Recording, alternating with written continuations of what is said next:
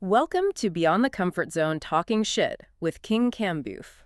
Today, we are definitely not just talking shop. We're trying to step inside the mind of the master planner, the advanced engineer, the architect who really gets that the future of our built environment is all about, dynamic, responsive, and often invisible systems. That's right. So if you're looking for a comfortable chat about, say, standard building codes, you have absolutely come to the wrong place. We are diving headfirst into architectural insights with KING-KAMBUF, which comes from the services of KING-KAMBUF PS Architecture's daily mentorship digest. And this isn't your standard professional development material. Not at all. This is the stuff that's usually reserved for the highest echelons of professional practice. It's really the blueprint for cultivating genuine multidisciplinary excellence across architecture, advanced engineering, urban governance, and construction management. What really makes this material so unique is its intensity. It blows past the standard textbook knowledge. It focuses on cutting-edge integration. We're talking topics that often need a master's or even a PhD-level synthesis to fully grasp, especially in things like fluid dynamics, material science, and data-driven policy. Right. We're discussing a world where buildings aren't just, shells anymore. They're active. They're adaptive participants in climate management and even in urban policy. We're calling this conversation the automation turn, #2, and it's all new, non-repetitive intelligence. Our mission today is to pull out the most critical nuggets of information across 6 domains, and they all center on one big theme. Which is how we move beyond just resisting environmental forces. Exactly. And instead, how we turn these invisible tensions, things like thermal gradients, atmospheric pressure, complex hydrology, into actionable, smart design intelligence. We're essentially mapping the future of adaptive infrastructure. The insights here, they challenge the fundamental assumptions we've always had about static design. They demand that every professional, no matter their field, understand how the built environment has to become responsive and data-driven to survive what's coming this century. All right, let's jump in. Let's start with the global pulse. This is the current cutting edge where urban planning is colliding, spectacularly, with atmospheric physics and industrial robotics. This is where the really big, multi-billion-dollar ideas are being built as we speak. And these projects, they represent a fundamental change in how cities work. We're seeing systems that were traditionally isolated by discipline, civil, mechanical, structural, and they're now being architecturally integrated. The lines are blurring between infrastructure and, say, public space. Okay, so first up, subsurface barometric vent networks. They're being deployed in major coastal hubs like Singapore and Rotterdam. When you first hear that, it sounds like something from an oil and gas project, not urban planning. What's the core engineering concept? So the core concept is, it's about using atmospheric physics to manage flood risk proactively. It involves creating these networks of large shafts below grade. Think of them as integrated deep ventilation corridors. Okay. And they're strategically linked to modulate pressure differentials within the whole complex network of urban tunnels, subways, utility corridors. It's a very advanced urban flood engineering strategy. So wait, it's not just passive drainage then. This is active pressure management. You're saying we're using the atmosphere itself to fight backflow. Exactly, you've hit it. When you have a rapid influx of water, let's say a major storm surge hitting a coastal subway tunnel system, the volume of water pushes air ahead of it. Right. And this creates immense pressure differentials. This trapped pressure then slows the water down, which severely slows drainage and, accelerates the tunnel flooding. So the vents are an escape valve for the air. Precisely. The barometric vents function by rapidly equalizing that pressure, which allows the stormwater to move much faster and more efficiently toward the outfalls. It effectively gives the water a clear, pressure-free path to get out. That's just fascinating because it means flood resilience is now a calculation of fluid dynamics and air pressure, not just how high you can build a concrete barrier. So the challenge for you, the listener, is critical here. How do you outline a mixed-use waterfront development that integrates this barometric venting right into its podium structure, but without compromising your leasable space? These vents can't be small. They need massive vertical volume. And that is the architectural Gordian knot, isn't it? You need these huge shafts connecting deep underground systems to the atmosphere, but you absolutely cannot sacrifice prime commercial real estate in the podium to do it. So what does a good solution look like? A truly masterful solution would disguise these vents as essential public amenities. Perhaps the venting shafts are integrated into the structure of monumental, functional public staircases. You're using the sheer volume required for egress as the necessary negative space for that pressure equalization. Or what if you integrated them into the design of sculptural, high-efficiency cooling towers, or light wells that also double as these massive air intake and exhaust points for the commercial levels? Yes. The key is turning a critical infrastructure requirement into an architectural asset. You make the flood defense infrastructure part of the building's marketable identity, not some hidden liability you have to design around. It forces the architect to be a hydraulic and an atmospheric engineer while also designing for profit, public use, and safety all at once. A very tall order. Okay, moving from water pressure to material science. Let's talk about algorithmic material efficiency. This is being achieved through autonomous timber robotics, specifically in advanced CLT production in places like Sweden. Tell us why a robot fleet scanning logs is such a game changer. This is a radical shift in how we optimize construction materials. Previously, material efficiency in timber it was often an artisanal judgment call. You had a human grader assessing the quality and the potential yield of a log. A very skilled but still subjective process. Right. Now, advanced optical scanners and non-destructive testing are used by these robotic fleets to create a precise digital twin of every single log that comes through. And what do they do with that digital twin? I assume it's more than just a pretty 3D model. Oh, much more. They map the internal structure. They identify the grain orientation, the density, the modulus of elasticity vectors, all down to the millimeter. The algorithm then dictates the precise cut of every single lamella that's used in the cross-laminated timber panels. Okay, and the result? The result of this optimization is under 1% waste. Wait, under 1%? Under 1%. And to emphasize how revolutionary that is, traditional cutting and grading processes can easily see waste percentages hit 15, even 20%. Less than 1%, it's essentially perfect efficiency. That's near theoretical minimum waste. But the real insight here isn't just saving wood, is it? It's the data we gain. Every piece of wood now has this complete digital, structural, and thermal history. So the design challenge for you, the listener, leverages this directly. Develop a workflow for building facades to intentionally exploit this grain orientation data for solar heat moderation. And this moves way beyond just using timber for structure and finishes. We are now using its highly variable material properties as a tuned thermal moderator. Wood reflects and absorbs heat very differently depending on whether the grain is aligned parallel or perpendicular to the heat source. So if the structural robot is already giving us the grain alignment data for every single piece, we can then instruct the facade fabrication process to orient the panels based on the expected solar path across the building. Precisely. You could design a curtain wall system where the panels on the east and west facades, which face that low-angle, high-intensity sun, are intentionally configured with grain orientations that are optimized for high reflection. And on the other side, Conversely, panels on the south side, which you might want to use for some passive solar gain in the winter, could be oriented for absorption. It turns the natural variability of the material into a fine-tuning mechanism for the building's entire environmental envelope. The design efficiency is dictated not just by aesthetics, but by having access to that algorithmic material data stream. so you're turning a structural material into an intelligent passive thermal system. That's brilliant. Okay, let's pivot hard to urban governance.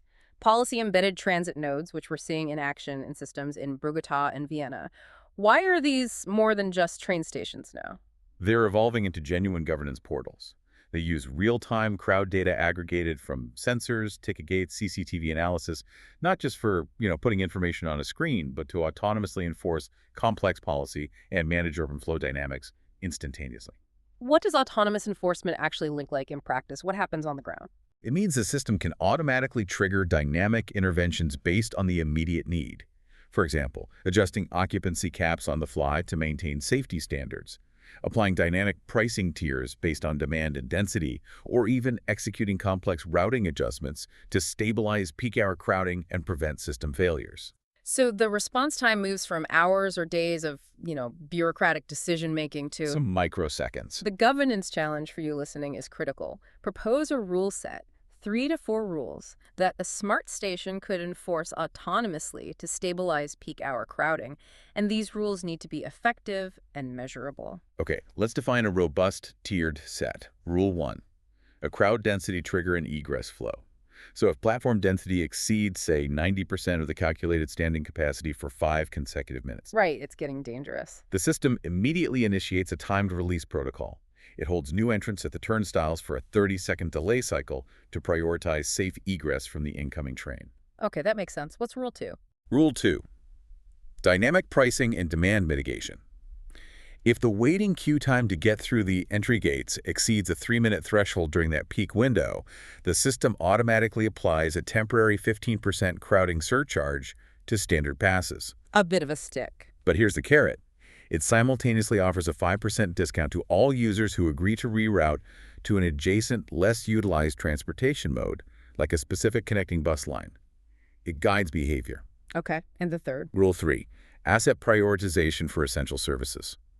If the track capacity modeling predicts a system bottleneck, let's say less than 70% available capacity on the next 3 trains, the system autonomously prioritizes entry and platform space for holders of designated essential service passes. Medical emergency response. Critical infrastructure maintenance personnel, exactly. Wow. It keeps the city's core functions moving until that bottleneck is cleared. Those rules, I mean, they demonstrate how data-driven policy can stabilize a system, but they also bring up some immediate ethical and equity concerns. Implementing a surcharge, for example, directly penalizes commuters who may not have the luxury of adjusting their travel time or mode. Does the KING-KAMBUF material address this tension, the equity challenge in autonomous pricing? It does. The material stresses that the algorithm must be designed with equity metrics as fundamental constraints, not as afterthoughts.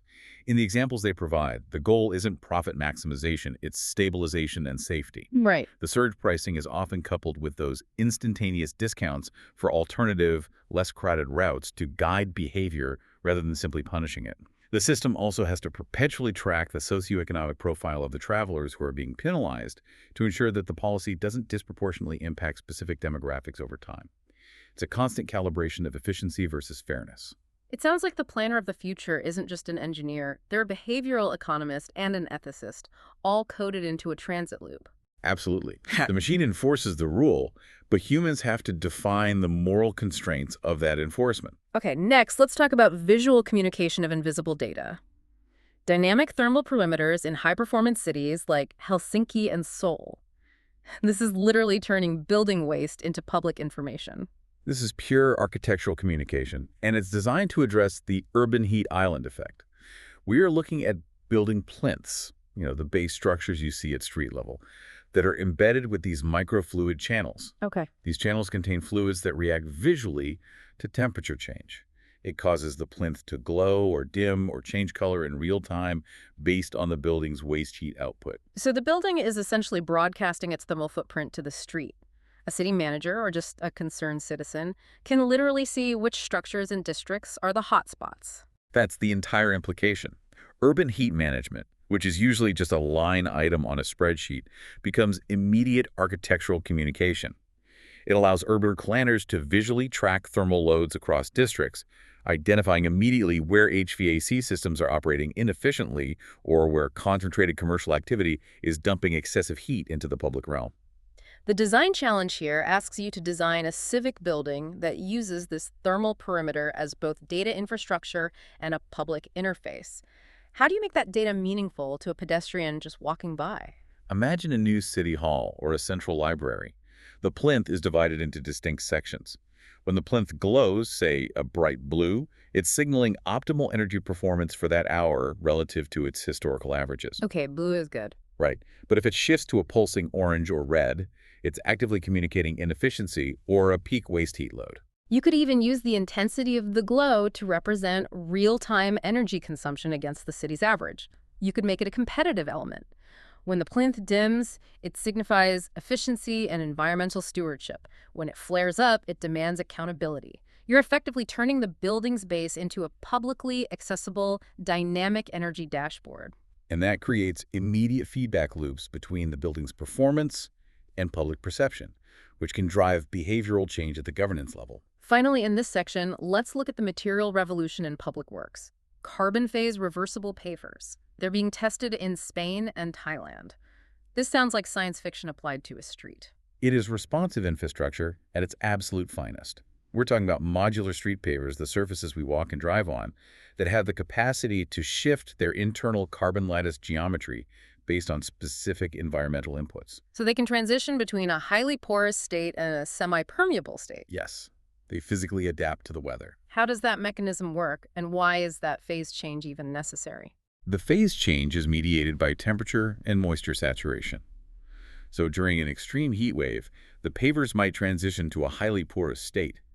This maximizes evaporation across the surface area, which provides localized cooling for the street level and reduces the ambient air temperature. And for a flood? In contrast, when a rapid flash flood is predicted or happening, they might shift to a semi-permeable state to deliberately slow down absorption, managing the immediate volume of water and directing it into specific, pre-planned flood absorption or detention areas embedded below the street. So streets are no longer just inert civil engineering products. They're active, climate-responsive infrastructure managers. Precisely. They enable the entire streetscape to become a dynamic part of the hydrological and thermal management system of the city. The design challenge for you is to conceptualize a streetscape that uses these pavers to create dual-use transportation and flood absorption zones. Well, we need to use geometry to maximize the effect. Imagine a dense downtown avenue. The central driving lanes, they use standard impervious asphalt. But the two curb lanes and the central median are constructed entirely of these reversible pavers. Okay. During dry, normal periods, the curb lanes function for parking, for deliveries. But when a flood event is predicted, the system sends an internal signal to the pavers, switching them to maximum porosity. So those lanes become something else entirely. They temporarily transform into integrated high-capacity detention and filtration zones. You're utilizing the street volume itself as temporary flood mitigation storage, and it's all managed at the molecular level of the pavement. That is just a staggering level of adaptability. It proves that the most visible parts of our environment are rapidly becoming the most technologically complex. Okay, we have to now pivot from that macro view of global policy and material science to the granular, high-stakes technical details. This section is what really separates the well-informed from the master professional.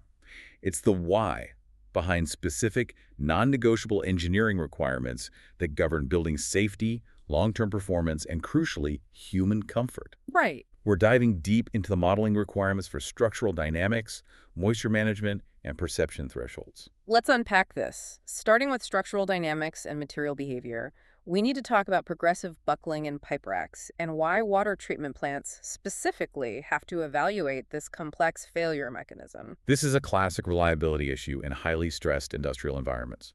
Pipe racks are subject to three main variables all at the same time: thermal, seismic, and flow rate variations. The liquids they carry often change temperature dramatically, which induces thermal stress cycles. And that stress doesn't just dissipate, I take it. No, it accumulates along the multi-row racks, especially near supports and expansion joints. So we're not modeling a sudden catastrophic failure here. It's more of a gradual dynamic wearing down of the system that culminates in a cascading event. Exactly. The initial small buckling of one column or one section, maybe due to localized thermal expansion or a minor seismic event, it transfers its load disproportionately to the adjacent members. If that load then exceeds the capacity of the next member, you get a progressive, cascading buckling sequence. So how do you model that? It can't be simple. To model this, engineers must move beyond simple linear static analysis.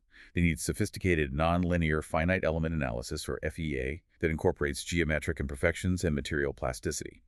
It has to focus on potential load path deviations and ensure significant rack frame redundancy, particularly around those critical expansion joint drift allowances. That level of modeling demands we treat the entire rack system as a continuous, dynamic, structural whole, not just a series of isolated vertical and horizontal members. Correct. The deep lesson here is that in complex industrial settings, the long-term interaction of multivariable stressors is what defines the stability limits, not just the single maximum load event. Okay, next up. Transfer slab diaphragms. These are massive structural elements often found at the base of skyscrapers where the tower loads are redistributed to a new column grid below. Why is the necessity of in-plane shear curvature checks so critical for these elements? Well, if we connect this to the bigger picture of high-rise complexity, a transfer slab is doing two jobs at once.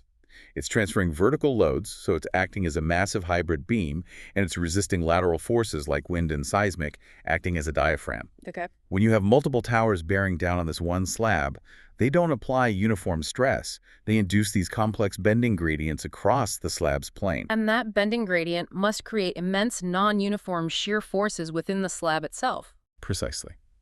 The transfer level is acting as a deep beam for vertical loads and a diaphragm for lateral shear simultaneously. The in-plane shear curvature check is mandatory because standard analysis often simplifies the diaphragm's role, assuming a uniform load distribution.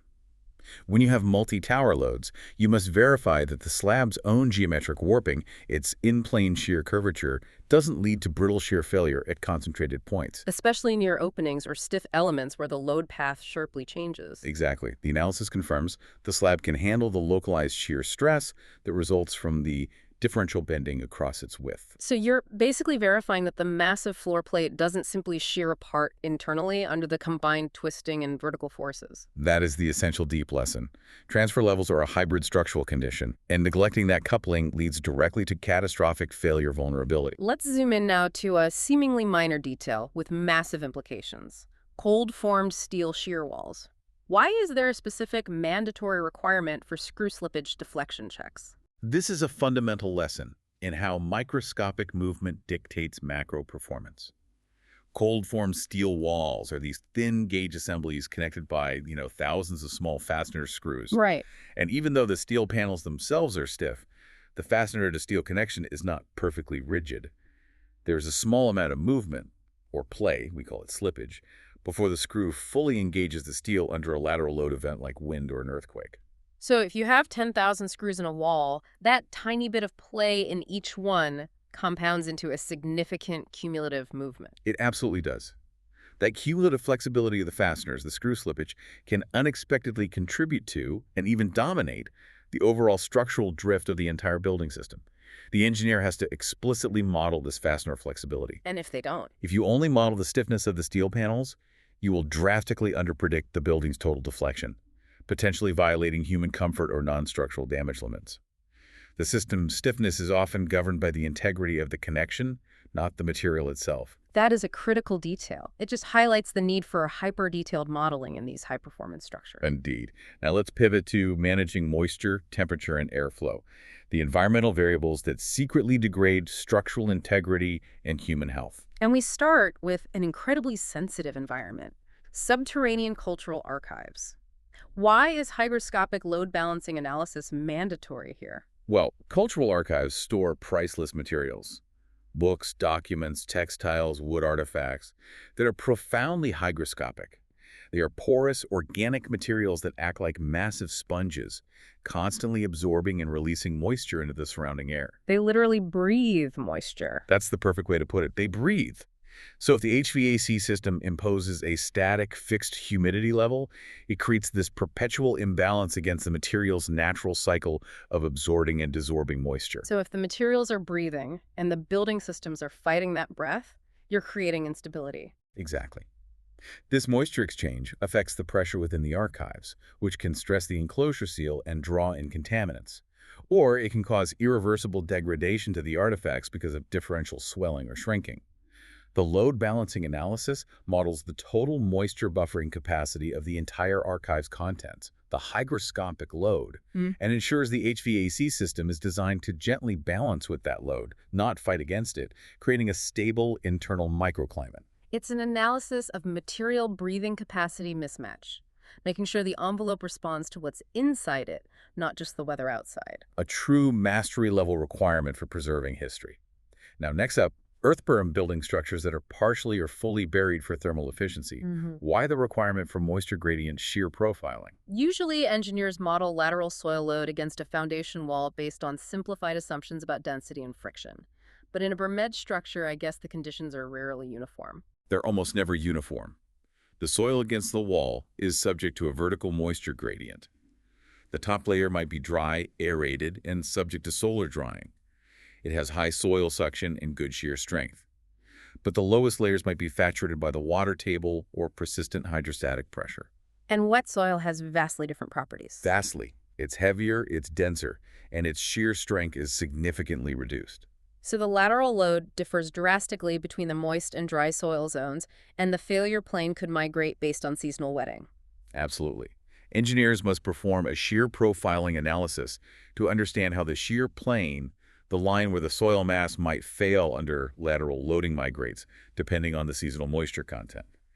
This analysis directly dictates the design strength of the retaining wall and requires localized structural reinforcement in the saturated zones, which bear significantly higher and less predictable lateral loads than the dry zones. It's environmental fluid mechanics applied to structural integrity. And a crucial detail often missed by standard geotechnical models. Okay, let's look at hybrid ventilation in schools and the necessity of transitional pressure mapping. Hybrid systems, which toggle between natural ventilation like stack effect and mechanical air conditioning, are intended to be very efficient. The vulnerability comes during the transitional periods, spring and autumn, when external conditions change rapidly. A sudden shift in wind or temperature can cause a rapid stack effect inversion. Meaning the system designed to pull fresh air up and out suddenly reverses directing. Precisely, and that pressure reversal can lead to particulate backflow. It can draw in pollutants, dust, or even unconditioned air from dirty mechanical plenums or exterior exhaust points directly back into the occupied classrooms. That's a huge health risk. A massive one. Yeah. The transitional pressure mapping analyzes these mid-season shifts to ensure the system is tuned to prevent these stack effect inversions, thereby safeguarding critical indoor air quality, or IAQ, and preventing the introduction of pathogens, particulates, when the system is supposedly operating efficiently. It's a proactive safety measure that requires dynamic modeling. Let's shift to cold storage joint fatigue in distribution centers. This sounds like where thermal movement directly impacts operational logistics and structural longevity. Cold storage facilities operate under relentless extreme temperature cycling. The rapid movement of goods, the opening and closing of massive bay doors, the necessary defrost cycles, all of this subjects the concrete slab joints to constant accumulating stress from freeze-thaw cycles. This joint freeze fatigue is a major operational risk. How does that fatigue translate to a failure mechanism? The material becomes brittle and the joints degrade. This leads to uneven slab surfaces, which severely reduces the efficiency and safety of high-tolerance equipment like those automated narrow-aisle forklifts. The structural integrity of the slab itself gets compromised, leading to costly maintenance and downtime. So what's the fix? Engineers have to perform detailed thermal cycling profile analysis and fatigue curve modeling to predict the lifespan of these joints. Then they can specify specialized fillers and reinforcement that can withstand decades of material brittleness transitions. The design is governed by operational stress, not just static loads. So the ultimate performance metric is the smooth movement of a forklift 20 years from now. Absolutely. The structural safety is logistic support. Okay, now let's address the most subjective and yet non-negotiable set of constraints. Human comfort and perception thresholds. And this is where engineering really enters environmental psychology. The structural limits are almost always irrelevant because a building has to feel stable long before it ever nears failure. Take lateral torsional comfort in civic halls with tiered seating. Why is torsional acceleration, that twisting motion, such a concern in a civic hall? People seated for long periods, especially in high-tiered balconies, are acutely sensitive to building movements. Torsional accelerations, often induced by asymmetric wind loads, can be perceived by the human inner ear at extremely low levels. Meaning, people feel nauseous or perceive the building as too bouncy, long before the steel members are even remotely stressed. Precisely. The structural design is governed entirely by human comfort perception thresholds, which are far stricter than typical structural safety factors. The engineer has to analyze dynamic mode partitioning, how the building's movement divides across various axes, to ensure that the rotational movement remains imperceptible to the audience. This requires tuning the building's natural frequency to avoid synchronization with common wind vortex shedding frequencies. A highly complex dynamic analysis. So the structural engineer is now designing for the comfort of the most sensitive person in the balcony. The same principle applies, I'm guessing, to transit-adjacent residential towers. Yes, but here the input is usually rail vibration. Whale-induced ground-borne accelerations that rumble and vibration from nearby tracks frequently exceed human tolerance thresholds long before any structural stress limits are met. The deep lesson here is undeniable. Human comfort governs the design. So you have to model for it. You have to perform micro-acceleration mapping across every single residential floor plate to ensure that the cumulative vibration remains below the tolerance for continuous living spaces. This often requires highly specialized isolation measures, like base isolation pads or tuned mass dampers, solely to mitigate human perception of noise and vibration. That moves the constraint from engineering mechanics to quality of life, which is a far more stringent requirement. Finally, let's look at bridges with split abutment geometries and the need for asynchronous thermal shift modeling. This sounds incredibly complex. It is. Imagine a long bridge where the two ends, the abutments anchored to the earth, have significantly different thermal exposures. Perhaps one abutment is shaded by a bluff or an adjacent tall building for most of the day, while the other is exposed to intense, direct afternoon sun. So the uneven solar exposure causes the bridge deck to heat up and therefore expand at different rates. This results in out-of-phase thermal expansion. One side of the bridge is trying to grow faster or longer than the other. Exactly. And this differential movement must induce enormous stress on the connections and the deck itself. What happens then? This asynchronous thermal shift induces rotation and complex joint stress. We call this longitudinal rotational coupling.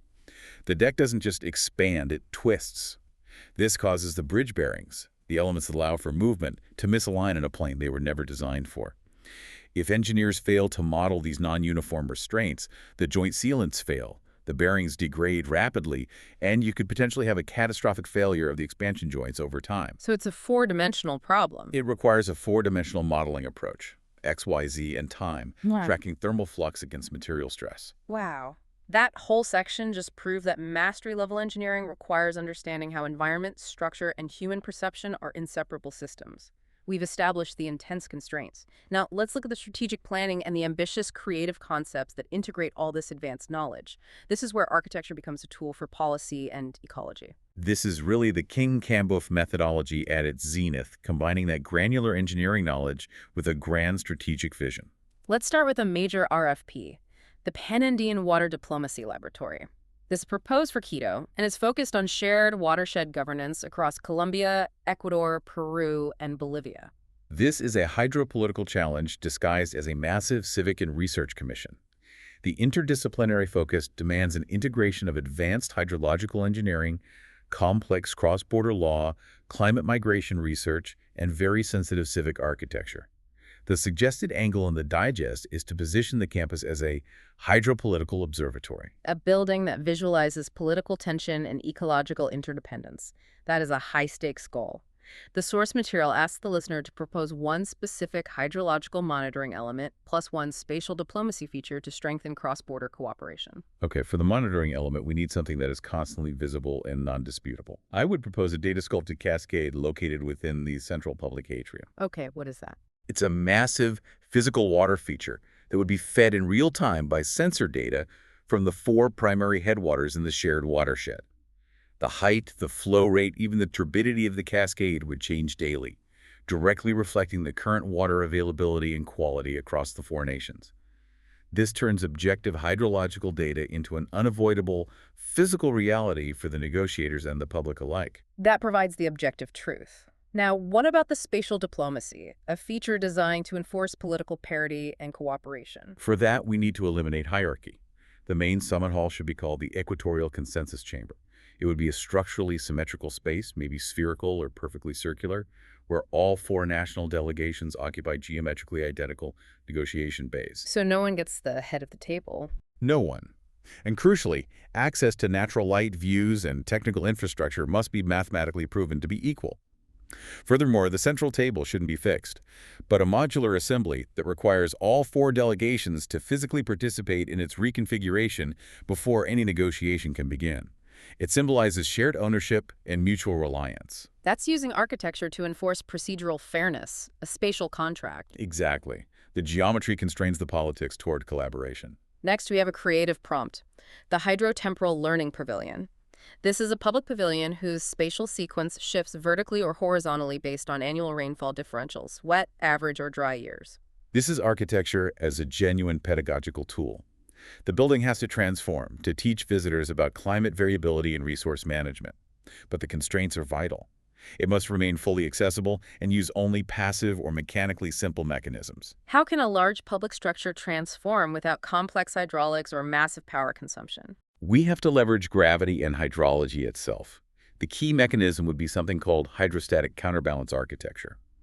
Imagine the pavilion built around massive, above-grade water cisterns. Okay. In a wet year, these cisterns fill with millions of liters of rainwater, and their weight acts as a counterbalance.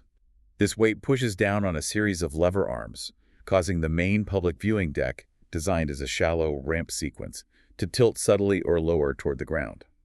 In a dry year, as the cisterns empty, the platform rises, revealing previously hidden subterranean or drought-stricken ecological layers beneath. So the spatial transformation is directly proportional to the environmental condition.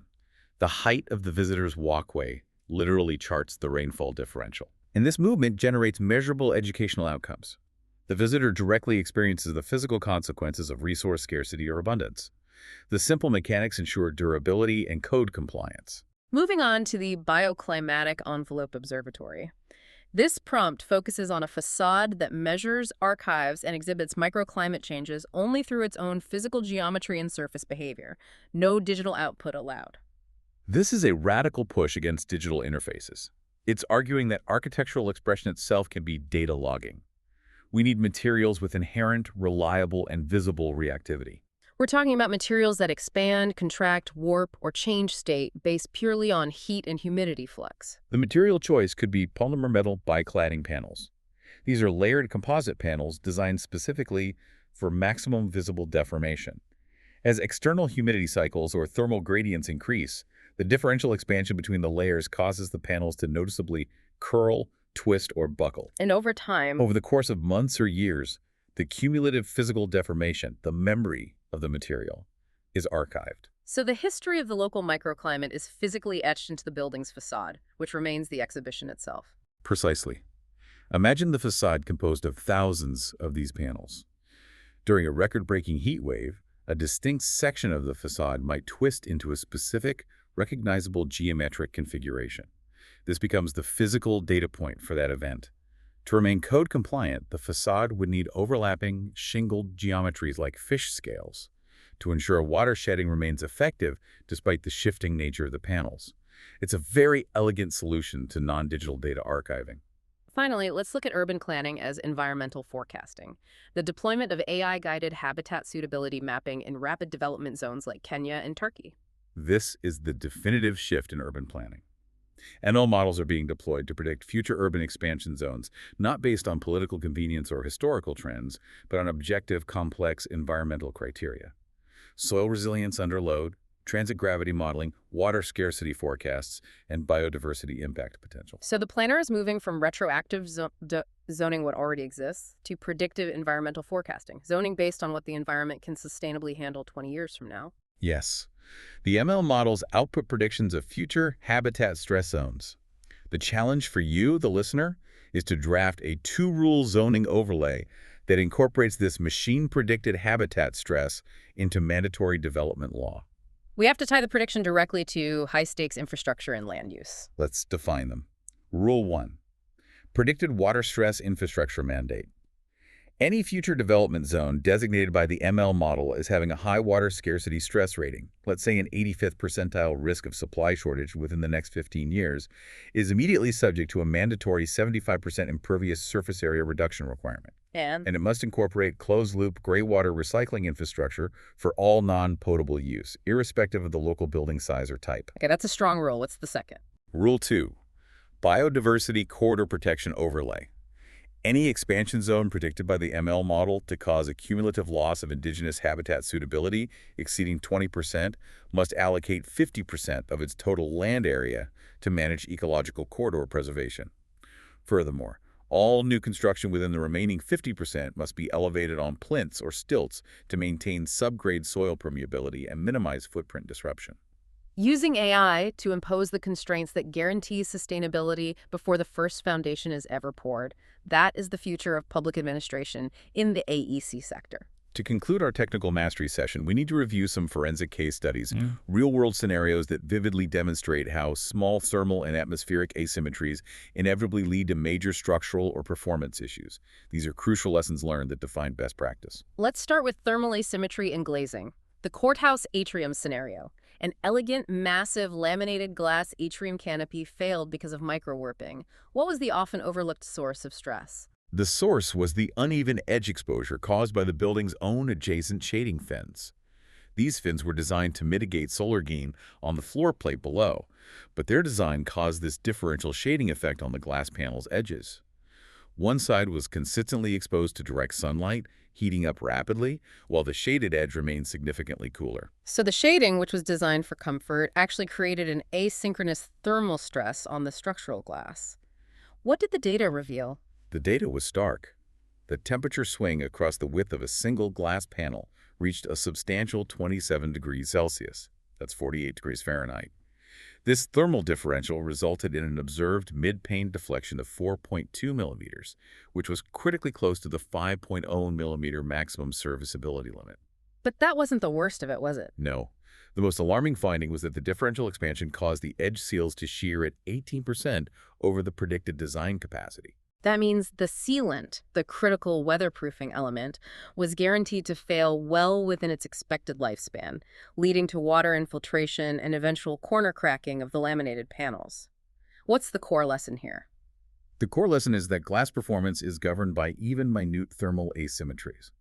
Shading geometry has to be treated as a structural variable, not just a thermal one. You cannot separate the thermal analysis from the deflection and cure analysis when you're dealing with high-performance, large-span glazing systems. Okay, so let's detail the 5-step mitigation workflow that was implemented to save this structure. First, they deployed high-resolution thermographic mapping of the canopy to pinpoint the exact exposure and temperature gradients across every panel.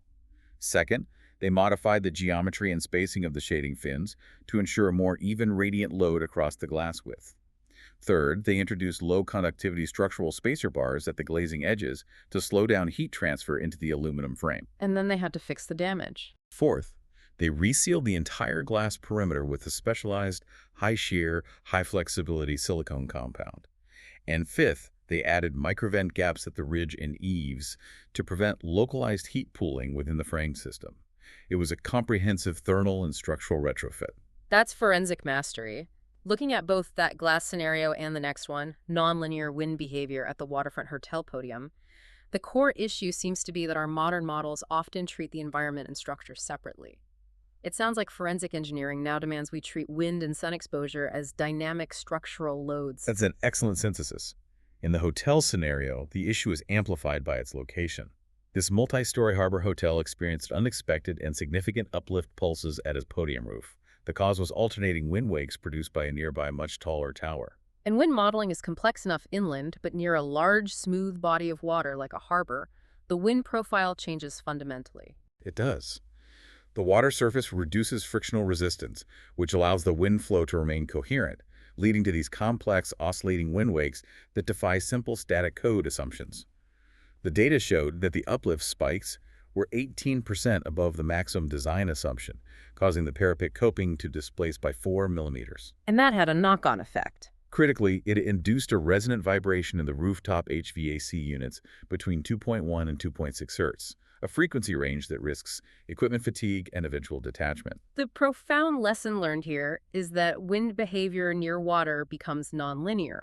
Podium design in these environments cannot rely on standard inland code assumptions or simple equivalent static load methods. Correct. The solution required a total systems approach. The workflow began with the transient wind-wake computational fluid dynamics simulation, CFD simulation, to model the oscillating nature of the airflow. Second, they implemented a step parapet geometry to physically break and diffuse the uplift columns of air. Third, anti-flutter roof membrane fasteners were installed to lock down the roofing materials. And the HVAC units. Fourth, the HVAC units were re-anchored using vibration-tuned isolation pads, specifically designed to absorb that critical 2.1 to 2.6 Hz frequency range. And fifth, podium edge wind diffusion screens were introduced to disrupt the incoming flow before it could transition into problematic alternating vortices. That level of detail requires an engineer to be an expert in structural analysis and atmospheric fluid mechanics, all at the same time. Absolutely. Finally, we have a critical regulatory nugget: code insight on atrium balustrades as pressure walls. This seems like a life safety detail that could be so easily overlooked. This is a nuance drawn from the IBC, the International Building Code regarding fire safety systems. Guardrails at atrium edges must resist the standard lateral crowd loads, which is universally understood. However, they must also account for the dynamic pressure changes caused by the atrium smoke extraction system during a fire event. Because those massive extraction fans are designed to rapidly clear smoke, which means they create powerful negative pressure zones within the atrium volume. Exactly. That massive negative pressure acts like a sudden, uniform vacuum, pulling inward on the guardrail structure. This phenomenon can amplify the effective lateral load on the guardrails by a significant 10 to 25%. If the balustrade was only designed for standard crowd force, it could fail structurally during the emergency evacuation procedure. The essential takeaway for you listening is clear. Balustrades and atria function as micropressure walls. You have to design them for atmospheric resistance, for dynamic suction forces, and not merely as passive fall protection elements against human loading. It's the final, powerful example of how invisible environmental tensions, in this case, atmospheric pressure dynamics, must be integrated as primary structural loads. This has been an incredibly deep and intense look at architectural insights with KING-KAMBUF, drawn directly from the Daily Mentorship Digest. We've moved from algorithmic material tuning in timber to microacceleration mapping in residential towers, and all the way through to the forensic analysis of thermal asymmetry in glazing. We've really aimed to emphasize how all these concepts, from the single screw slippage check in a shear wall to the multinational water diplomacy lab, contribute to a single higher level of interdisciplinary mastery. Yeah. The modern professional is no longer a specialist. They are an integrator of dynamic, complex systems. The ultimate message, reinforced by the source material's reflection prompts, is that advanced design has to evolve beyond merely shielding the building against external forces. The goal is to move from static resistance to dynamic responsiveness, using the environment itself as a partner in performance. Your next design isn't defined by what it resists, but by what it reveals. So as you move forward with these mastery-level insights, here's our final provocative question for you to mull over, building on that concept of revealing invisible tensions. How can your spaces reveal environmental tensions, like air pressure, thermal gradients, and hydrology, and turn them into design intelligence that either educates the occupant or autonomously governs the behavior of the built system? Use these nuggets of knowledge in your next strategic thinking session and elevate your practice toward global excellence. Thank you for joining us for this advanced session on Beyond the Comfort Zone Talking Shit with KING-KAMBUF. We'll see you next time.